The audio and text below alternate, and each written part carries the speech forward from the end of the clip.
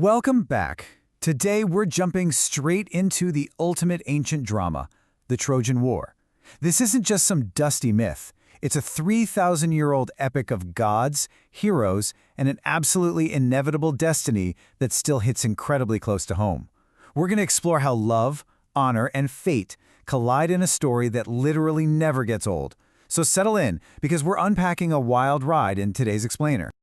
Okay, so how exactly does a single piece of fruit bring down an entire empire? It sounds totally absurd, right? But the inciting incident of the Trojan War didn't happen on some muddy battlefield. Actually, it started at a party, specifically the mythic age wedding of Peleus and the sea goddess Datis. This was the absolute social event of the era.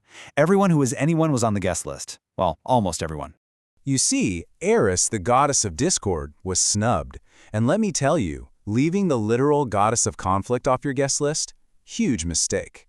Enraged by the slight, she crashed the wedding anyway and tossed a golden apple right into the crowd. Carved into it were three incredibly dangerous words: "For the fairest."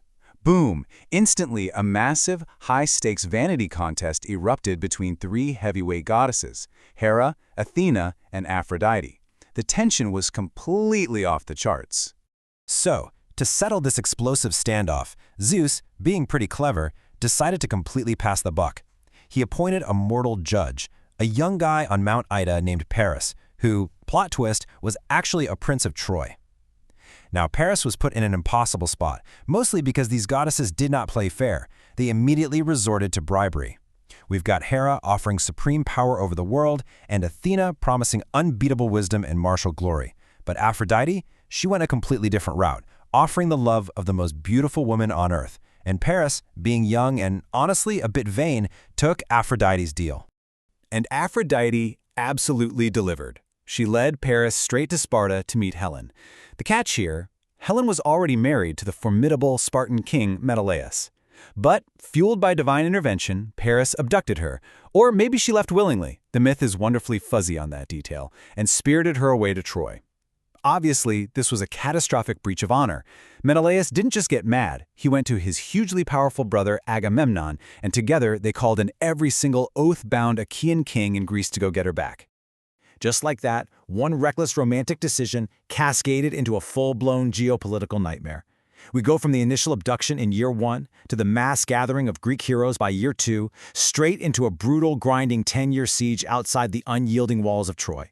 10 whole years.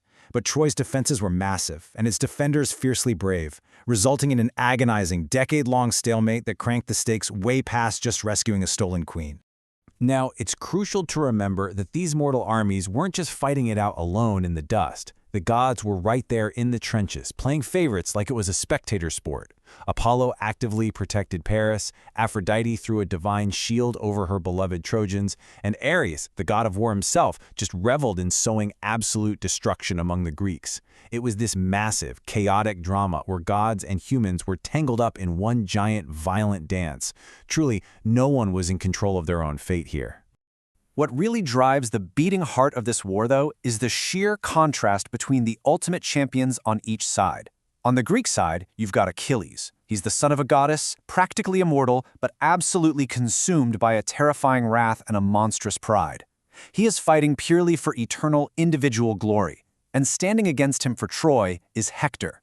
Courageous, noble Hector, who isn't fighting for his ego at all, but out of a deep, desperate duty to his wife Andromache, his infant son, and his homeland. It's the ultimate showdown of personal glory versus communal duty. And that ego, it caused massive internal friction too. In fact, the absolute core axis of Homer's Iliad isn't the whole 10-year war, it's specifically the wrath of Achilles. See, when the Greek commander Agamemnon arrogantly pulled rank and confiscated Achilles' war captive, Briseis, Achilles was so deeply offended that he just quit. He literally sat in his tent and watched his allies die. The Greeks started taking devastating losses without him. It wasn't until his absolute dearest companion, Patroclus, took to the field in his armor and was tragically killed by Hector that the whole paradigm shifted. Losing Patroclus completely shattered Achilles. Driven by this terrifying, blinding frenzy of grief and rage, he finally stormed back into the battle, slaughtering his way straight to Hector. What follows is arguably one of the most heartbreaking and magnificent duels in literary history.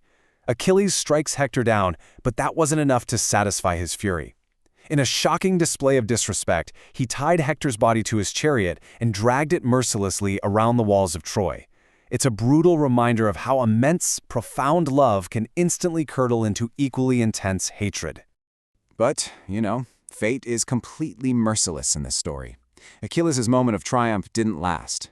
The very guy who started this whole mess, the vain Prince Paris, managed to strike Achilles down with an arrow.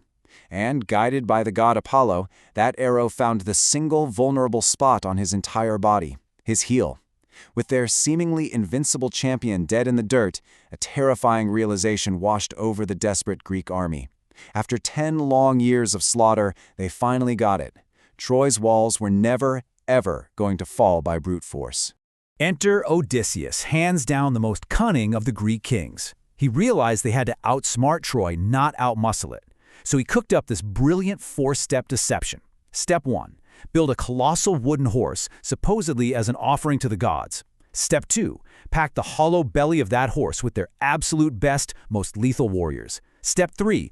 Burn the Greek camp and pretend the entire fleet has packed up and sailed home. And finally, Step 4. Wait for the Trojans to drag their shiny new prize inside, then emerge in the dead of night and throw the city gates wide open. I mean, it was a staggering gamble. And the crazy part is, the Trojans almost didn't fall for it. Their own prophets, Cassandra and the priest Laocoon, were practically screaming at them, warning that the horse was a deadly trap and begging them to burn it. But, completely blinded by the relief of apparent victory and, let's be real, a lot of divine meddling, the Trojans ignored the warnings. They literally tore down a section of their own impenetrable walls to drag this thing inside. That night, while Troy drunkenly celebrated the end of the war, the hidden Greeks slipped out, opened the gates, and, well, Troy fell, plundered, and reduced to blood and ashes. The aftermath of all this is incredibly sobering because it proves there were absolutely no true winners here. One reckless decision dragged thousands of lives right down into the abyss. King Priam was struck down at an altar. The noble Andromache was dragged off into captivity.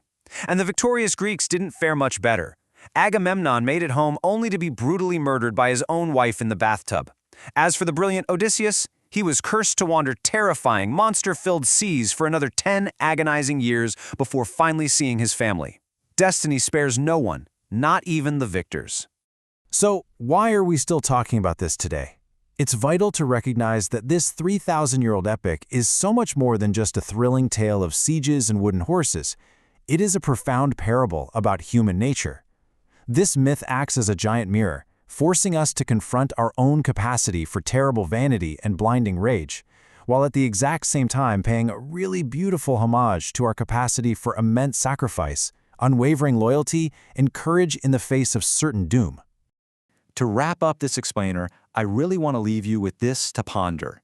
We're still reading Homer, we're still making the movies, we're still fascinated by the ancient ruins. Why? Because as long as humans love, envy, rage, and dream of glory, the story of Troy is going to live on. So, if Troy is truly an immortal mirror for the conflicts waged not just on ancient battlefields, but right inside our own hearts, what epic battles are you fighting right now? Definitely something to think about. Thanks so much for joining me on this deep dive, and I'll catch you in the next explainer.